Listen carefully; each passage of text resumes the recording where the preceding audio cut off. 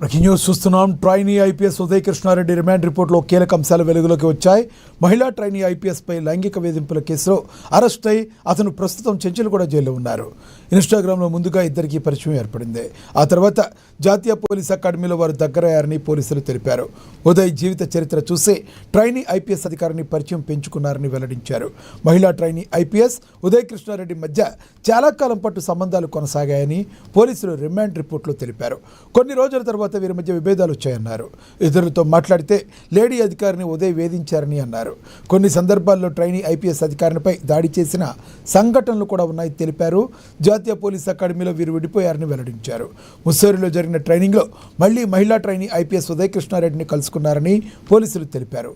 మహిళా ట్రైనీ ఐపీఎస్కు మే నెలలో వివాహం జరిగిందని పోలీసులు రిమాండ్ రిపోర్టులో వెల్లడించారు. ఆ వివాహం తర్వాత ఉదయ్ కృష్ణారెడ్డి నుంచి మరింత ఆమెకు వేధింపులు పెరిగాయని చెప్పారు. దీంతో మహిళా ట్రైనీ ఐపీఎస్ తన భర్త సహకారంతో హైదరాబాద్ అత్తాపూరి పోలీసులకు ఫిర్యాదు చేశారన్నారు.